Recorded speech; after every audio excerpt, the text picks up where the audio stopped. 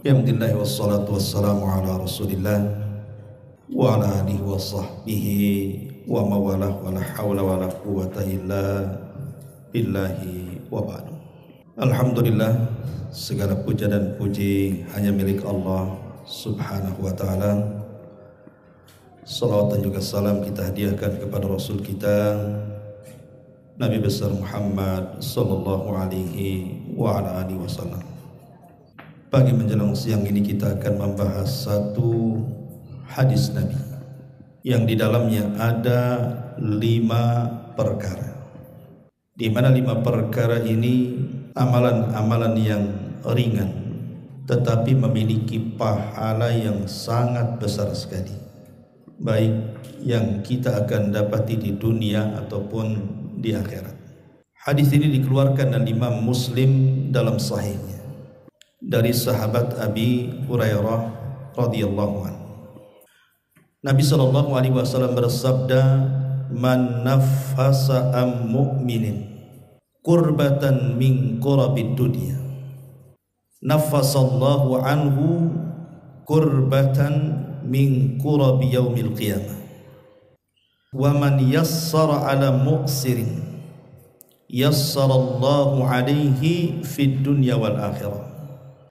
Wa man satara musliman fid dunya satarahu Allahu fid dunya wal akhirah. Wallahu fi aunil abdi ma kana al abdu fi auni akhi. Wa man salaka tariqan yaltamisu fihi ilma sahhalallahu bihi tariqan ilal jannah. Wa majtama'a qaumun fi baiti min buyutillah yatluna kitaballah wa yatadarasunahu bainahum illa nazalat alaihimus sakinah wa ghashiyatuhumur rahmah wa hafathumul malaikah wa dzakarallahu fi man indah wa man batta'a bihi amaluhu lam yusri' bihi nasabuhu. Ma'asyiral muslimin wal muslimat rahimakumullah. Perhatikan hadis ini, hadis yang sangat mulia sekali. Kalau hadis ini diamalkan di masyarakat Islam, maka dipastikan masyarakat itu akan baik. Kalau hadis ini diamalkan di dalam rumah, dalam satu keluarga, maka saya pastikan keluarga itu akan menjadi keluarga saleh dan salihah. Dan kalau hadis ini kita amalkan untuk pribadi-pribadi kita, dipastikan kita akan terlahir menjadi orang baik. Jadi hadis ini sangat mulia sekali, bisa memperbaiki diri kita, keluarga, bahkan masyarakat. Kata Nabi SAW, "Man naffasa am mu'minin qurbatan." Barang siapa yang mengeluarkan dari seorang mukmin ini satu kesulitan, min qurabid dunya, dari kesulitan-kesulitan seorang mukmin di dunia, naffasallahu anhu qurbatan min qurabi yaumil qiyamah, maka Allah Subhanahu wa taala akan menghilangkan kesulitan-kesulitan dia kelak pada hari kiamat. Ma'asyiral muslimin yang dimuliakan Allah Subhanahu wa taala, ini amalan yang pertama, menghilangkan kesulitan seorang mukmin. Perhatikan hadis ini. Rasul sallallahu alaihi wasallam menjelaskan kepada kita bahwa manusia tidak mungkin lepas dari kesulitan-kesulitan dunia. Siapapun, saya, Anda atau siapapun, tidak mungkin keluar daripada kesulitan-kesulitan dunia. Karena kesulitan-kesulitan dunia ini akan terus ada, baik kecil ataupun besar, baik cepat ataupun lama, itu pasti akan menerpa setiap kita. Baik itu bicara soal kesehatan, diuji oleh Allah dengan sakit, baik itu bicara ekonomi, diuji oleh Allah sehingga seret ekonominya bahkan menjadi pengangguran, baik itu soal keluarga, diuji dengan anak-anaknya yang nakal, kurang ngajar dan yang semacamnya, atau mungkin tetangga yang mengganggu, atau di masyarakat yang penuh dengan kejahatan dan kelaliman, itu pasti ada di sekitar kita. Itulah kesulitan-kesulitan dunia. Tetapi kalau kita bandingkan kesulitan dunia yang kita hadapi dengan kesulitan kelak pada hari kiamat, itu tidak ada apa-apanya. Karena kesulitan dunia ini terkadang datang, terkadang pergi, terkadang mengecil, terkadang membesar, dan begitu seterusnya. Tapi kesulitan akhirat ini tidak bisa dibayangkan. Bisa saja kemudian kesulitan di akhirat itu menjerumuskan kita ke dalam jahanam. Karena kesulitan di akhirat itu tidak pernah dilihat mata, didengar telinga, terlintas dalam benak manusia pun tidak bisa. Saking dahsyatnya kesulitan pada hari itu. Lah di sini Nabi SAW memberikan solusi. Barang siapa yang menghilangkan satu kesulitan, lihat bahasa Rasul, bukan kesulitan-kesulitan yang banyak yang harus kita hilangkan, satu saja. Kalau ada seorang muslim mengalami kesulitan dalam satu perkara, kemudian kita berusaha untuk menghilangkannya atau minimalnya meringankannya, maka balasannya nanti pada hari kiamat bukan satu kesulitan seorang muslim yang kita hilangkan, Allah hilangkan satu kesulitan di akhirat, tidak. Tapi bahasanya Allah akan hilangkan kesulitan-kesulitan yang banyak kelak pada hari kiamat. Jadi satu kesulitan yang kita hilangkan, Allah balas dengan banyak kesulitan yang Allah akan hindarkan kelak pada hari kiamat. Ini namanya apa? Amalan yasir, amalan ringan, tapi pahalanya segudang. Karena satu kesulitan saja bisa menghilangkan banyak kesulitan. Itulah yang disebut dengan amalan ringan tapi pahala besar. Dan menghilangkan kesulitan dari seorang muslim itu ada dua macam. Ada yang sifatnya ma'nawiyah, ada yang sifatnya hissiyah.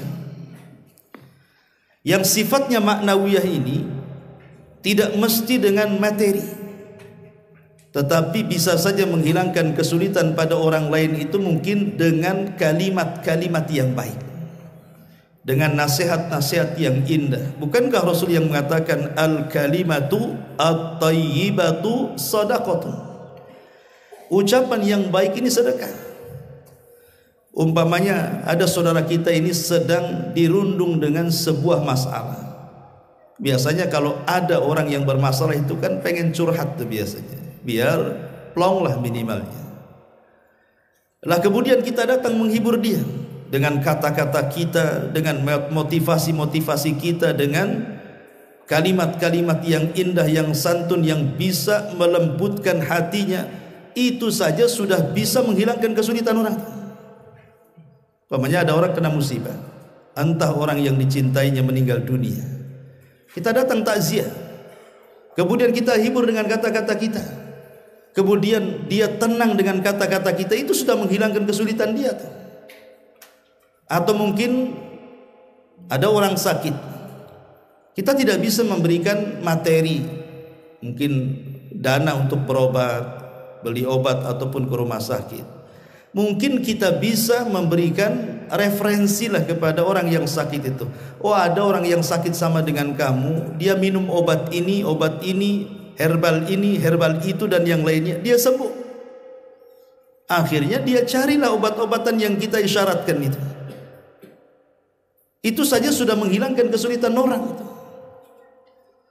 Ma'asyiral muslimin wal muslimat rahimakumullah. Ataupun lebih daripada itu, kalau kita bisa memberikan materi, ya itu lebih baik lagi. Kalau memang seperti itu, seperti ada orang sakit, makanya disunahkan kalau kita menjenguk orang sakit itu, kalau bisa bawalah obat-obatan yang bisa menyembuhkan dia. Mungkin kita bukan medis seperti dokter yang tahu penyakit ini obatnya kan itu. Ya kita ambillah obat-obatan yang umum seperti bawa madu, habatus sauda, air zam-zam, kan itu kan umum tuh ya. Yang itu adalah obat-obat yang secara syar'i bisa mengobati segala penyakit. Maka disunahkan seperti itu, atau disunahkan berdoa. Itu bagian menghilangkan kesulitan. Maka siapa yang menghilangkan satu kesulitan saja di dunia bagi seorang mukmin, kelak pada hari kiamat banyak kesulitan dia akan Allah hilangkan. Luar biasa. Lah dalam poin pertama ini, Rasul tidak menyebutkan balasan di dunia, tapi menyebutkan balasan di akhirat. Siapa yang menghilangkan satu kesulitan seorang mukmin di dunia, Allah akan hilangkan banyak kesulitan dia di akhirat. Lihat, kenapa Allah akhirkan balasannya di akhirat? Kenapa tidak disegerakan balasannya di dunia? Sebenarnya balasannya ada juga di dunia, tapi tidak disebutkan. Hanya disebutkan balasannya di akhirat.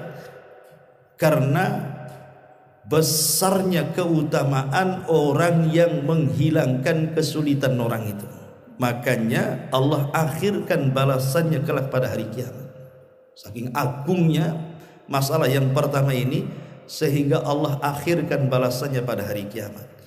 Ini yang pertama, singkat-singkat saja. Yang kedua, Nabi SAW mengatakan, man yassara an mu'sirin, barang siapa yang menghilangkan kesulitan dari orang yang sedang terlilit hutang.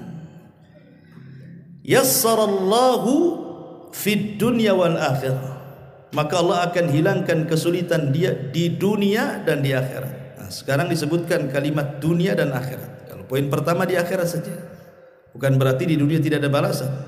Ya. Di sini Nabi SAW mengatakan, man yassara am mu'sirin, barang siapa yang menghilangkan kesulitan. Yang mu'sir itu identik dengan orang yang terlilit hutang. Nabi mengatakan dengan kalimat nakirah. Dalam bahasa Arab itu ada ma'rifat, ada nakirah. Nakirah itu tufidul umum. Artinya baik yang terlilit hutang itu dia seorang muslim, ataupun yang terlilit hutang itu bukan orang Islam, non muslim atau orang kafir. Baik yang terlilit hutang itu sedikit ataupun banyak, kemudian kita membantu, baik membantu sedikit ataupun banyak, maka Allah akan hilangkan kesulitan dia di dunia dan akhirat. Ma'asyiral muslimin wal muslimat rahimakumullah. Sebenarnya kalau kita melihat hari ini, masyarakat hari ini ya, umumnya dengan kondisi ekonomi yang memang sangat sulit sekali, gitu ya. Sekarang kita lihat banyak orang-orang yang terkadang itu membeli sesuatu tidak bisa dengan cara cash. Terpaksalah dia dengan hutang ke sana kemari. Celakanya dia bisa hutang tak bisa bayar. Itu kebanyakan. Hutang pandai, bayar pula tak pandai. Itu kebanyakan orang kayak gitu. Dan hakikatnya ini ukubah, sebenarnya hukuman dari Allah Subhanahu wa taala.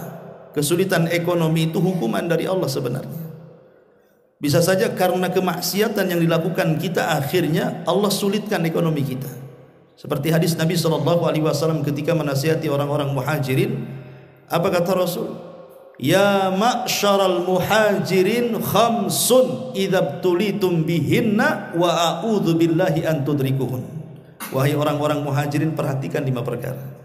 Jangan sampai menimpa kalian. Kalau menimpa kalian, aku berlindung kepada Allah. Jangan sampai menimpa kalian. Salah satunya kata Rasul, walam yanqusul mikyala wal mizan. Tidaklah sebuah kaum yang mereka mulai mengurang-urang takaran dan timbangan, alias curang dalam berdagang. Illa akhadha bis-sinin, kecuali Allah akan menimpakan mereka. Illa ukhidu, kecuali mereka akan ditimpa bis-sinin dengan paceklik yang berkepanjangan. Ini yang pertama nih. Dan itu kita lihat di negeri kita sudah terkadang terjadi paceklik itu ya. Terutama daerah-daerah di luar Batam lah, di daerah Jawa itu kalau sudah kekeringan itu jalan-jalan, kebun-kebun, sawah-sawah itu sampai retak-retak. Sampai di antara mereka itu harus mengais air itu dari jarak yang jauh sekali. Tidak bisa ditanami. Illa ukhidu bis-sinin wa syiddatul maunati, ataupun seretnya ekonomi, susah cari kerja. Susah cari kerja, terutama orang-orang yang tidak stabil pekerjaannya. Kalau yang stabil pekerjaannya mungkin yang sudah jelas gaji bulanan, kerja buruh PT atau yang semacamnya mungkin masih tenang. Tapi yang kerja-kerja serabutan itu, seperti tukang bangunan atau yang semacamnya itu ya, atau mungkin orang-orang yang ojek ataupun yang Grab atau apa yang ya menanti pelanggan, kalau ada ya ditarik, nggak ada ya diam saja. Kadang-kadang diuji dengan syiddatul maunah, susah cari ekonomi. Ataupun Allah uji yang ketiga, bukan syiddatil maunah saja, wa jawri sultani alaihim, terkadang diutus pula para penguasa-penguasa zalim yang pandai merampas hak rakyatnya tapi tidak pernah memberikan hak penguasa kepada rakyatnya. Dan itu sudah terjadi tiga-tiganya di negeri kita. Sering terjadi pacekli, kalau hujan pun tidak subur, justru malah banjir di mana-mana kan gitu. Kemudian seretnya ekonomi, belum lagi kemudian penguasa zalim yang memperkaya diri dan menyusahkan rakyatnya. Itu terjadi di negeri kita. Dan ini bagian daripada ukubah sebenarnya, bagian daripada hukuman Allah kepada kita. Boleh jadi karena kita belum mampu untuk menjadi orang baik, maka Allah azab seperti itu. Belum bisa jujur dalam membeli atau menjual gitu ya. Karena akibat tiga perkara ini itu akibat dari satu dosa sebenarnya kan. Bayangkan satu dosa tapi tiga azab. Dosanya itu cuma curang dagang saja, tapi azabnya tiga. Dikirim paceklik, dikirim susah ekonomi, dikirim penguasa-penguasa zalim. Artinya memang kalau kita melihat kondisi hari ini dengan susahnya ekonomi itu, ini bagian daripada azab. Sehingga banyak dari saudara-saudara kita itu terpaksalah akhirnya mereka menghutang sana sini. Ketika mereka menghutang sana sini, tidak mampu pula mereka membayarnya. Oke lah, itu sebab orang banyak hutang itu macam-macam ya. Tetapi kalau seandainya ada seorang muslim, anggaplah Anda memberikan hutang kepada saudara Anda. Ada orang yang berhajat, datanglah kepada kita ini, bisa nggak saya pinjam uang? Akhirnya dengan kasihan kita, ya sudahlah dikasih pula kita pinjaman. Anggap saja 1 juta, 2 juta atau 3 juta. Dengan waktu yang ditentukan, bulan depan bayar, atau 2 bulan lagi, atau 3 bulan lagi. Ketika sampai pada masanya, dia tidak bisa bayar karena kesulitan ekonomi dia. Maka Nabi SAW mengatakan, man yassara ala mu'sirin, barang siapa yang memudahkan kepada orang yang sedang terlilit hutang itu. Memudahkan kepada orang yang sedang terlilit hutang itu ada 3 macam. Yang pertama hukumnya wajib, yang kedua dan yang ketiga hukumnya sunnah. Adapun yang wajib hukumnya adalah indharul mu'sir. Indhar mu'sir itu artinya memberikan tambahan tangguhan, itu wajib hukumnya. Jadi kalau kita melihat orang yang kita hutang itu tidak sanggup untuk membayar karena sulitnya ekonomi gitu ya. Kita lihat memang, kita melihat dia susah bayar dengan kondisi kerjaan dia, dengan hutang yang banyak, nampaknya nggak bisa bayar dia. Kalau seperti ini, maka wajib kita hukumnya untuk menambah waktu bayaran. Ya sudahlah, kalau memang bulan ini kamu tak bisa bayar, maka kapan-kapan saja kau bisa bayar, atau mungkin saya kasih waktu lagi 2-3 bulan lagi. Ini hukumnya wajib hukumnya. Karena Allah yang mengatakan fanadhiratun ila maisaratin, hendaklah kita memberikan tangguhan kepada orang yang kita hutangi. Ini wajib hukumnya. Kemudian yang kedua, kalau tidak bisa seperti itu, ataupun kalau ingin lagi di atas itu gitu ya, maka kita boleh mengurangi hutangnya. Hutang kamu kan 1 juta sama saya, sudahlah tidak apa-apa, kamu bayar 500 saja, yang 500-nya saya ikhlaskan. Nah, itu lebih bagus lagi. Tapi lebih bagus lagi yang terakhir, dengan cara apa? Biisqati kulli, dengan cara menggugurkan semuanya. Ya sudahlah, nampaknya kau tak bisa bayar hutang, saya ikhlas sajalah, udah ambil uang itu. Enak nih yang ketiga ini kalau ada. Ini yang ketiga ini memang mulia, tapi memang ya nggak bisa. Nggak bisa Ustadz, sekarang ini yang ngutangi tidak lebih galak dibandingkan yang dihutangi. Kadang-kadang yang berutang lebih galak kalau ditagih itu Ustadz. Kadang saya takut mau nagih katanya. Nah, bayangkan, mau nagih takut dia. Sama yang dihutangi, harusnya yang takut tuh yang dihutangi kan gitu. Karena yang namanya hutang itu membuat stres di malam hari, membuat hilang badannya di siang hari. Sembunyi di kolong ranjang dia. Tetapi hari ini justru terbalik. Kadang-kadang yang jahat itu justru yang dihutangi itu. Betapa banyak orang-orang yang kemudian menghutangi akhirnya disakiti oleh orang yang dihutangi itu. Sampai kejadian ada orang yang berhutang itu akhirnya dia membunuh orang yang menghutangi, bukan berterima kasih lagi, menyakiti lagi, naudzubillah. Lah ini namanya memudahkan orang yang kesulitan, baik dengan cara menangguhkan waktunya, baik dengan cara kemudian memotong yang dihutangi, atau menganggap lunas walaupun tak bayar. Maka kalau 3 perkara ini bisa kita lakukan, apa kata Rasul? Yassarallahu lahu fid dunya wal akhirah. Allah akan mudahkan kehidupan dia di dunia dan di akhirat. Kenapa? Kalau dia tidak bayar, Allah ganti. Jadi kalau seandainya kita ikhlaskan, ya sudahlah, separuh saja kau bayar, atau ya sudahlah, ambil saja uang itu Allah akan ganti. Cuman tidak terasa saja, boleh jadi dengan diganti harusnya kita sakit akhirnya sembuh.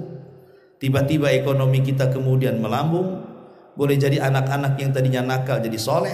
Kita tidak tahu ganti Allah seperti apa. Yang jelas Allah akan ganti itu. Nggak mungkin Allah tidak ganti. Karena Allah akan mudahkan kehidupan dia di dunia, lebih-lebih lagi di akhirat. Sampai ada satu kisah, sebutkan hadis yang sahih. Ketika Allah Subhanahu wa taala memanggil seseorang yang catatannya itu semua penuh dengan keburukan, tidak ada baiknya, catatan dia itu jelek semuanya, dihadirkan di hadapan Allah. Kemudian Allah Subhanahu wa taala katakan, hal minka minal hasanat, kau punya kebaikan enggak? Dia mengatakan, tidak punya ya Allah, tidak punya kebaikan aku, katanya.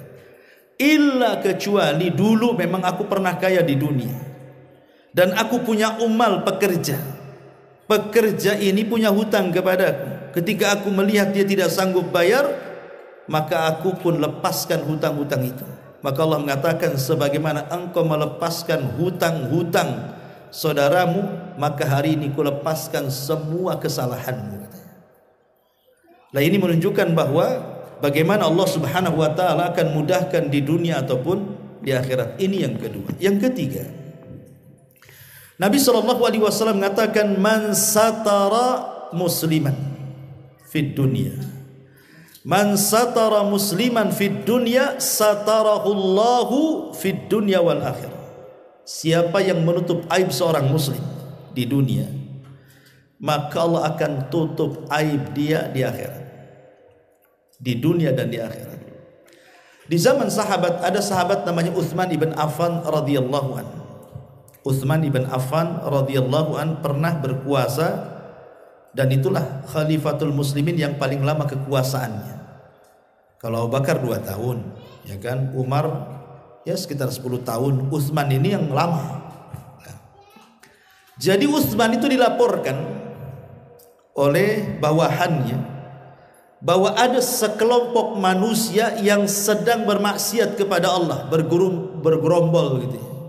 Ya mungkin kalau sekarang ini ya nongkrong-nongkrong, mabuk-mabuk atau apa gitu. Akhirnya kemudian kata Utsman, baik, kita akan lihat siapa orang-orang itu, kita tangkap, kita hukum gitu. Akhirnya kemudian bocor pula nih rahasia penggerebekan ini, sampai pula kepada orang-orang yang kumpul itu. Ketika Utsman datang dengan beberapa orang untuk menangkap orang-orang yang sedang bergerombol itu, rupanya sudah buyar, sudah pergi. Kan banyak sekarang yang gitu kan, polisi mau gerebek sabung ayam, polisinya kayak di jalan udah hilang semua orang penyabung itu, bocor ya kan. Entah dari mana bocor itu ya, bukan atap aja yang bocor, informasi juga bocor juga. Jadi ketika Utsman itu sampai di tempat itu tidak ada orang, sudah pada buyar. Apa yang dilakukan Utsman?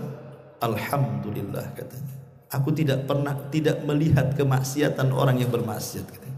Pulang dia keluarkan uang pribadinya, kemudian dia memerdekakan budak karena bersyukur tidak memandang maksiat orang. Apa maksudnya kaitan dengan peristiwa ini? Artinya Utsman bin Affan mengajarkan kepada kita, jangan sampai mata kita ini mencari-cari orang yang sedang bermaksiat. Lah kebalikannya, kita tidak demikian hari ini. Justru kita mencari-cari.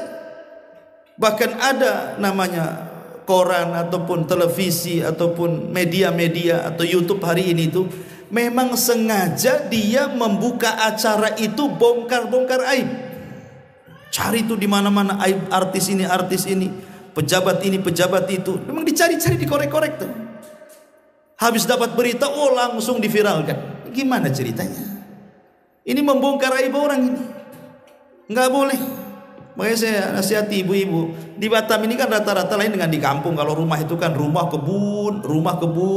Jadi urusan tetangga terhalang kebun. Itu kalau di desa tuh. Kalau di kota kan kopel-kopelan kan. Jadi apa yang terjadi dengan orang sebelah kadang-kadang ibu-ibu tahu tuh. Kalau laki-laki kan nggak tahu karena kerja. Yang lebih tahu urusan tetangga sebelah kiri kanan depan atas bawah itu ya ibu-ibu tuh. Kadang-kadang dilobangi pula rumahnya. Sengaja ditempel kupingnya di situ. Ada apa yang terjadi di samping rumah tuh. Maka kalau seandainya ibu tahu nih, anggaplah tetangga ini bermasalah keluarga dia, sampai marah-marah, caci maki dan lain sebagainya. Ambil kapas bu, masukkan ke lubang telinga tuh. Kalau bisa jangan dengar. Ini tidak, malah kemudian tanya kepada tetangga sebelahnya, kau dengar ribut-ribut gak sebelah tuh? Dengar apa sih? Nah ini kan masalah ngoreng-ngoreng nyari-nyari. Ya. Jadi ibu kalau seandainya ada orang-orang ribut-ribut, kemudian tetangga yang tak ribut tanya kepada ibu, saya tadi lewat ribut-ribut, ibu dengar nggak? Nggak dengar, padahal ibu paling dengar sendiri tuh. Ini enggak sengaja direkam pakai MP3. Nah ini kan masalah, ya lebih jauh lagi itu udah kurang ajar. Jadi tidak boleh mencari-cari aurat orang lain. Di zaman Rasul itu ada seorang namanya Hazal. Hazal itu punya budak namanya Maiz. Maiz berzinah dengan budak wanita. Kemudian ketahuan sama Hazal majikannya. Akhirnya dinasehati, karena kau sudah berzina, kau harus datang kepada Nabi. Kau bersihkan tuh dosa-dosa. Dinasehati, terpengaruh Hazal Maiz ini karena tuannya menasihati. Tetapi kemudian disarankan jangan langsung pergi kepada Nabi. Maiz ini pertama datang kepada Abu Bakar, tapi Abu Bakar melarang, jangan kau datang kepada Nabi. Kau usah ceritakan, tobat saja kamu. Gak puas juga Maiz ini, datang kepada Umar. Umar pun menasihati, jangan kau datang kepada Nabi, tobat saja. Tapi karena dia merasa berdosa, karena sudah dinasihati oleh majikannya Hazal, Maiz ini datang kepada Rasul dan mengatakan, ya Rasulullah, inni zanaitu fatahirni. Rasul, aku sudah berzina, bersihkan aku. Kata Rasul, alah kau ini hanya peluk-peluk saja, kamu ini hanya pegang-pegang saja, pulang-pulang kau tak berzina kok. Maksud Rasul itu jangan ngaku, sudah tutup aib, bertobat, itu maksudnya.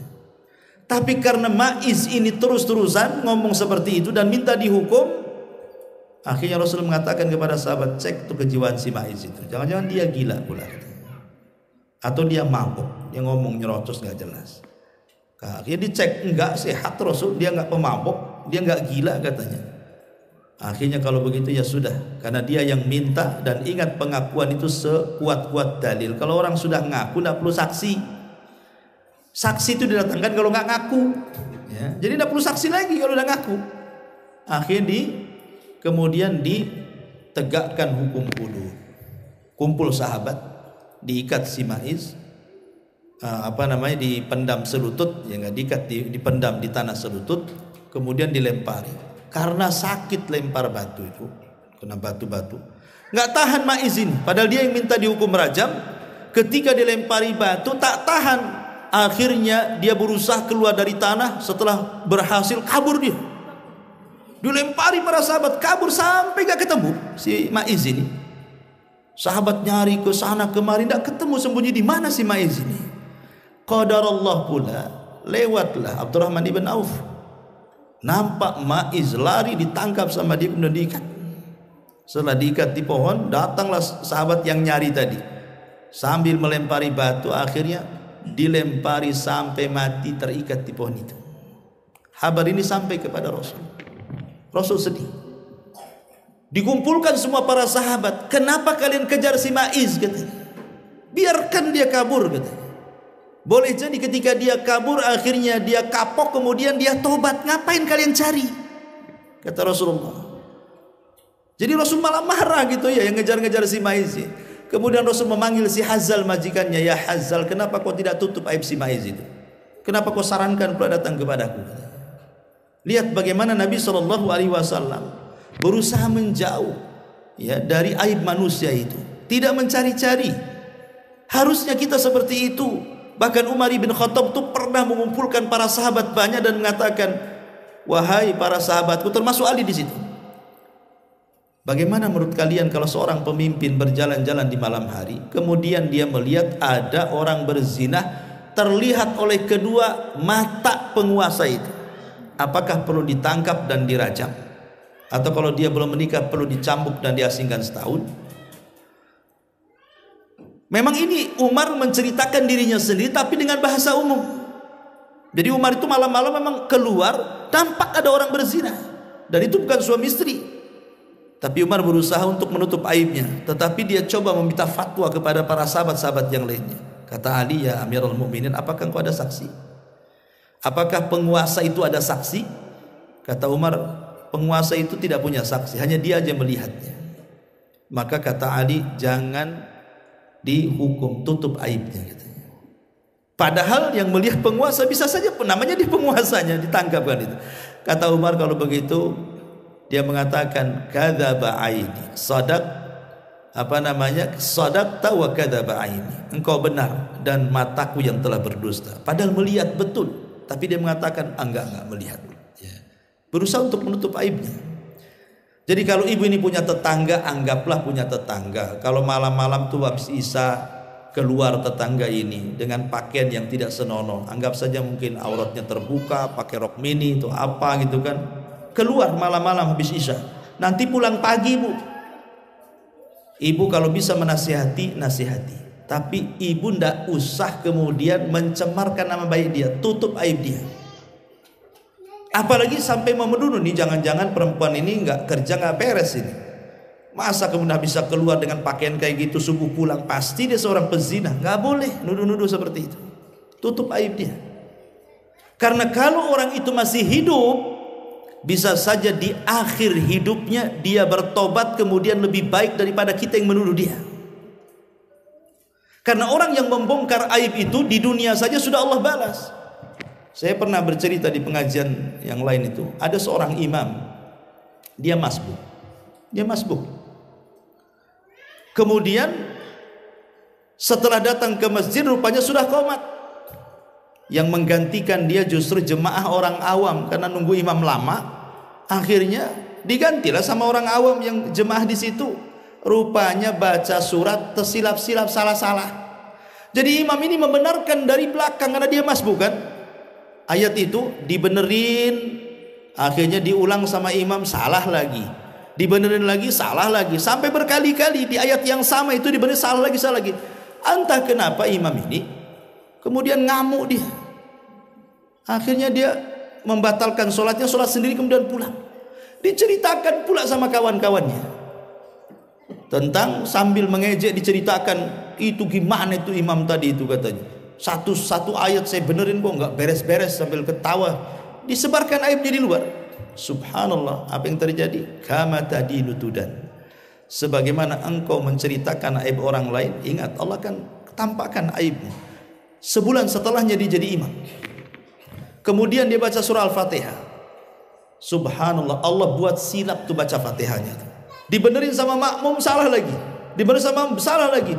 Padahal Fatihah itu kan seperti kacang goreng ibaratnya kan. Pasti semua orang bisa baca Fatihah.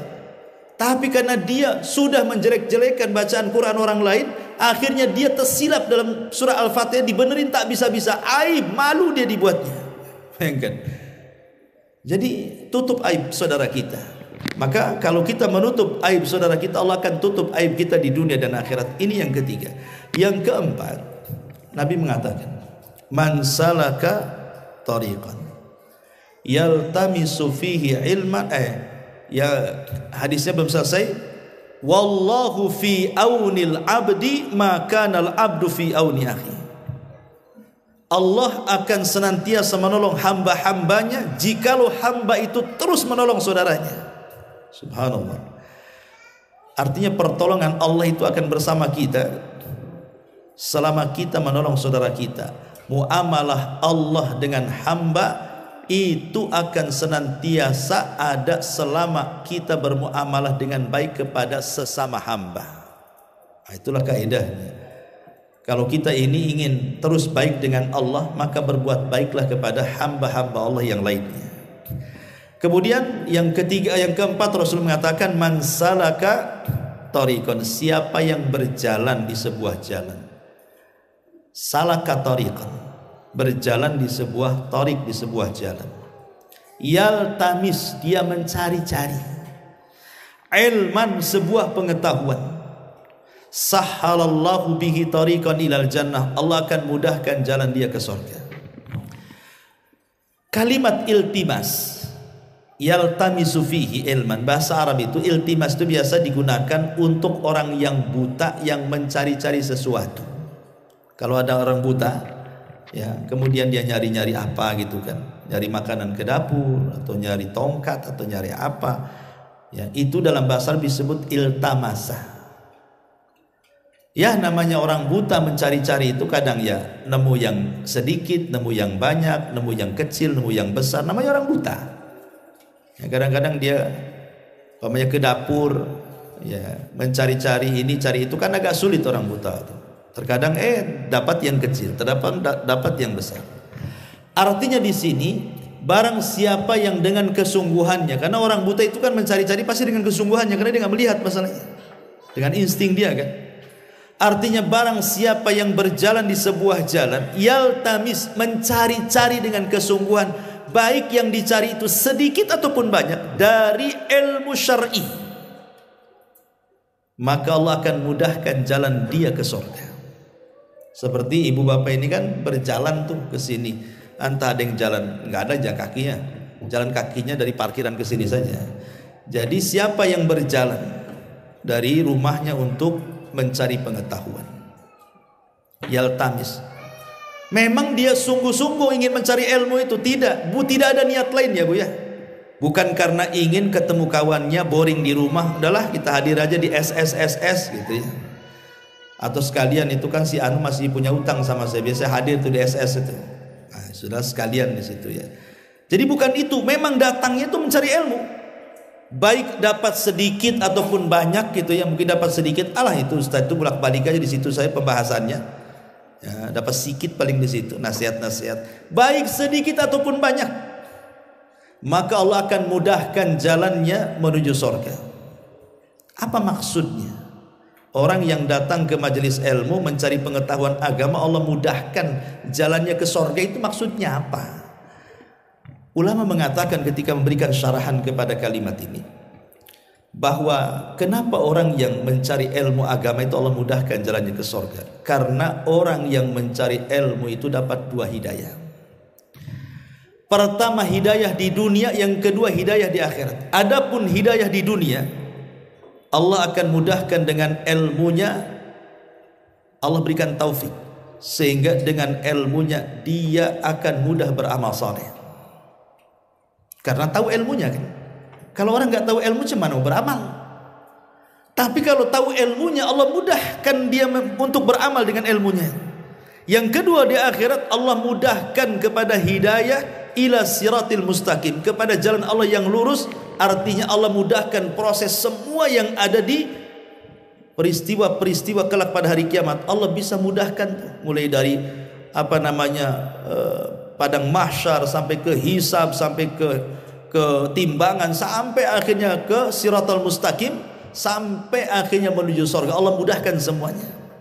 Karena begini, terkadang kita tidak tahu.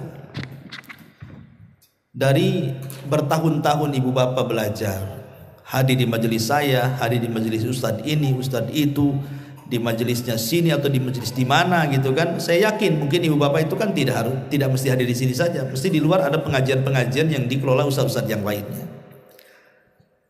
Kita tidak tahu di majelis mana gitu ya. Dan ilmu yang mana yang kita dapati di majelis-majelis ilmu itu yang kita amalkan, rupanya dengan itu pula kita dimasukkan ke dalam surga. Kita tidak tahu. Contoh umpamanya, ada seorang ulama namanya Abdullah ibn Mubarak, seorang ulama tabi'in, itu ulama yang luar biasa, ulama dunia. Abdullah ibn Mubarak itu ulamanya para ulama di zaman itu. Jadi muridnya bertanya kepada Abdullah ibn Mubarak, ila mata tatlubal hadis, imam, kok ini menghabiskan uang begitu banyak keliling dunia itu, sampai kapan kau cari hadis? Kau sudah menghabiskan biaya, karena dia orang kaya kan, jadi dia bisa keliling dunia mencari hadis Nabi, mencatat hadis Nabi. Abdullah ibn Mubarak itu, sampai kapan kau lakukan seperti ini? Apa kata Abdullah ibn Mubarak kepada muridnya? Dia mengatakan, barangkali Allah memasukkan aku ke dalam sorga itu dengan sebuah hadis yang belum aku dengar dan belum aku catat, katanya.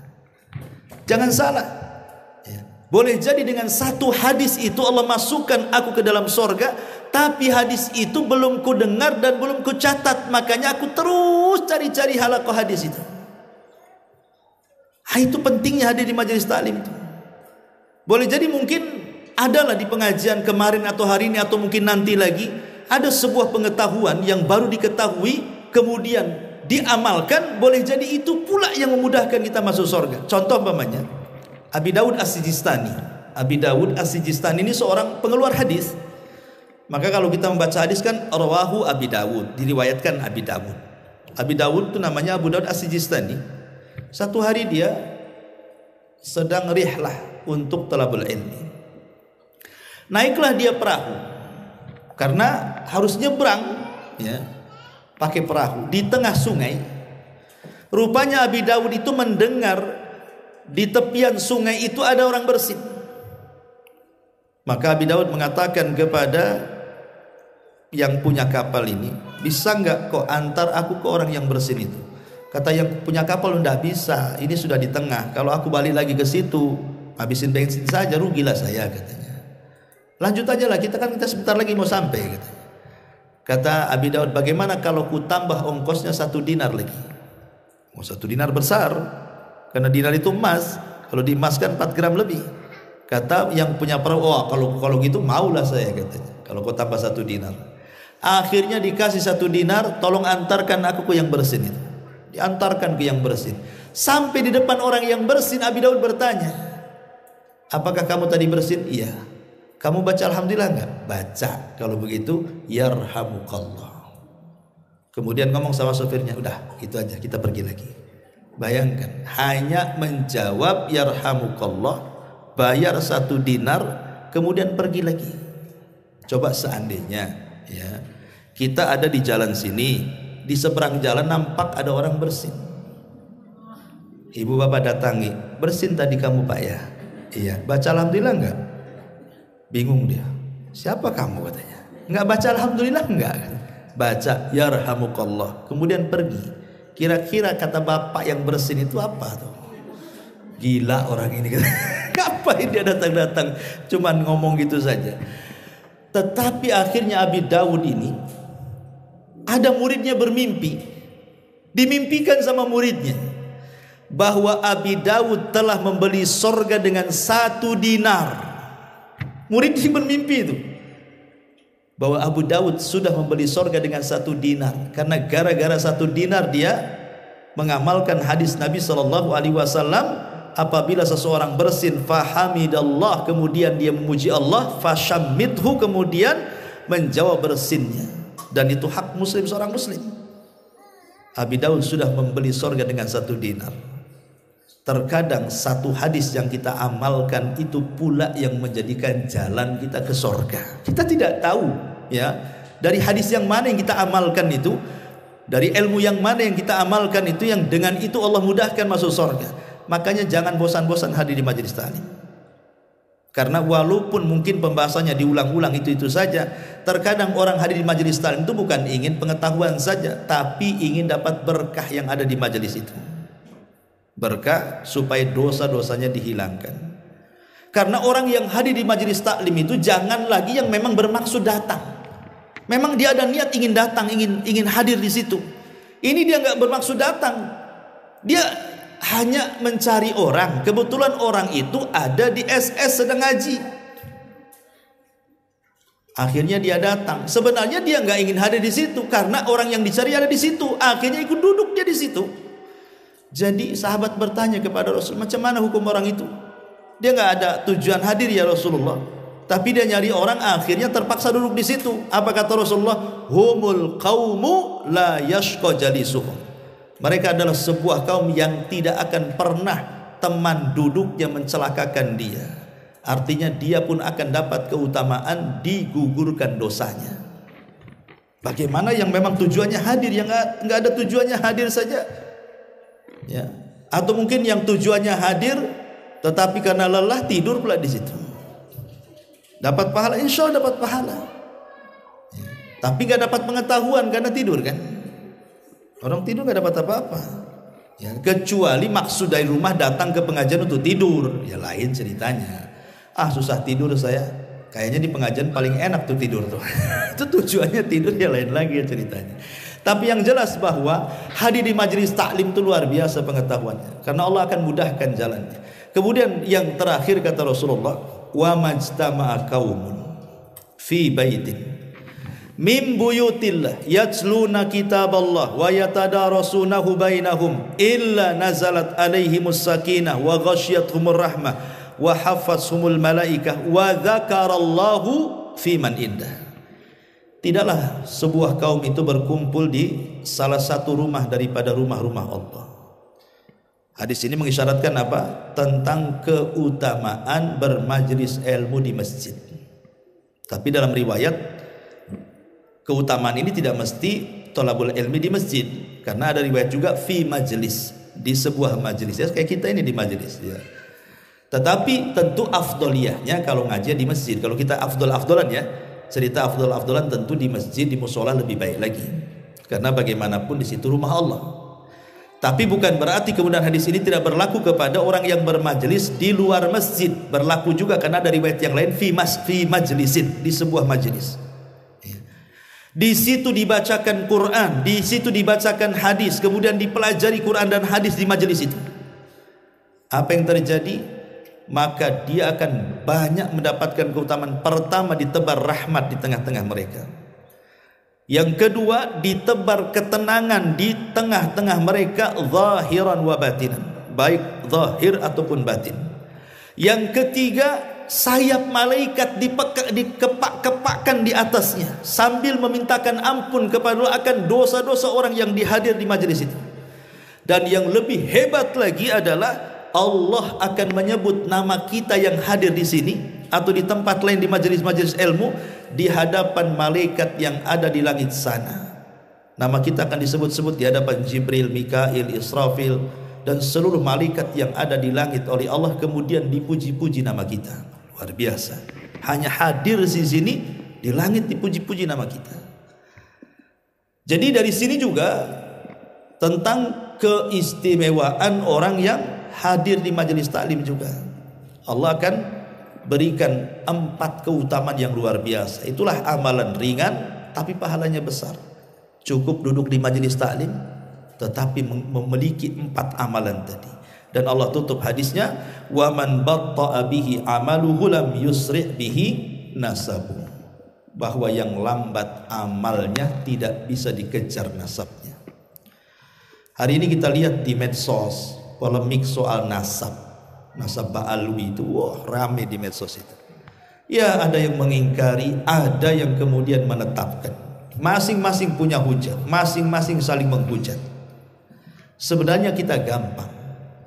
Kita sebagai ahli sunnah wal jamaah, kita tidak akan masuk soal anda ini keturunan Nabi atau bukan, mengalir pada diri anda darah Nabi atau bukan, kita tidak peduli. Karena kita hanya mengamalkan hadis, siapa yang lambat amalnya maka tidak mungkin dikejar nasabnya. Mulia itu bukan karena nasab, mulia itu karena ilmu. Makanya sebelumnya diceritakan tentang keutamaan ilmu, baru setelah itu bicara nasab. Ketika Rasulullah SAW mendahulukan keutamaan ilmu kemudian bicara dengan nasab setelahnya, berarti yang mengangkat derajat seseorang itu bukan nasab tetapi pengetahuan. Dan bukan hanya pengetahuan agama, pengetahuan umum pun bisa jadi pahala. Bukan dari zat ilmunya tapi niat mencarinya. Jadi kalau ilmu agama, zat ilmunya itu yang mengangkat derajatnya, tapi kalau ilmu dunia, niat mencarinya yang jadi pahala, bukan zat ilmunya. Contoh, saya sekolah umum, ingin jadi dokter, ingin jadi pilot, ingin jadi konsultan atau apa gitu ya, pengacara, notaris atau apa pokoknya sekolahnya itu. Kalau dalam niat ketika mencari ilmu dunia itu, niatnya nanti kalau saya pengacara saya akan membela yang benar, berarti niatnya jadi pahala. Oh, nanti kalau saya jadi pilot, ya, Pokoknya saya akan antar tuh dengan pesawat saya untuk haji umroh gratis. Tapi di sini bayar. Ya. Jadi umpamanya lah niat-niat mencari ilmu dunia ini, kalau niatnya baik dapat pahala. Tapi kalau niatnya tidak baik tidak dapat pahala. Ya, dunia saja didapat kan. Jadi kalau ilmu dunia dinilai pahala dengan niatnya, tapi kalau ilmu agama bukan hanya niat, zat ilmunya juga berpahala. Karena itu tujuan dunia akhirat gitu ya, kalau ilmu akhirat tuh. Dari sini kita tahu bahwa yang memuliakan manusia di dunia dan akhirat itu bukan nasab, tetapi adalah pengetahuan dia soal agama dan ketakwaan hasil dari ilmu yang dicarinya. Inna akramakum indallahi atqakum. Jadi kalau seandainya ada orang mengaku keturunan Nabi, ya terserah kalian. Dan kita tidak bisa juga menetapkan atau mengingkari. Kalau orang mengaku saya nasab keturunan Nabi, ya terserah. Tapi lihat akhlaknya. Kalau dia mengaku keturunan Nabi, akhlaknya kayak Abu Lahab, ya aduh, gimana ceritanya? Kamu turunan Nabi, akhlakmu kayak Abu Lahab, gimana ceritanya? Abu Lahab juga pamannya Nabi kan itu. Apakah Abu Lahab masuk surga? Tidak masuk neraka. Saya selanaran dzata lahab. Jadi harusnya orang-orang yang ngaku turunan Nabi itu dia yang paling depan membela sunnah harusnya. Kalau dia mengaku turunan Nabi, dia harusnya yang pertama kali membela tauhid. Bukan pula dia yang menghilangkan tauhid, menghilangkan sunnah, kemudian hanya dimanfaatkan untuk menipu manusia, naudzubillah. Maka dengan keutamaan ilmu dibandingkan nasab ini, di akhir hadis kita ada 3 amal, 5 amalan. Pertama saya ringkas, orang yang memudahkan kesulitan seorang muslim. Yang kedua, orang yang memudahkan orang yang pelit hutang. Yang ketiga, orang yang menutup aib seorang muslim. Yang keempat, orang yang berjalannya saja itu sudah dapat pahala untuk mencari ilmu agama. Dan yang terakhir, orang yang duduk di majelis ilmu. Wallahu a'lam bishawab. Ini yang bisa saya sampaikan.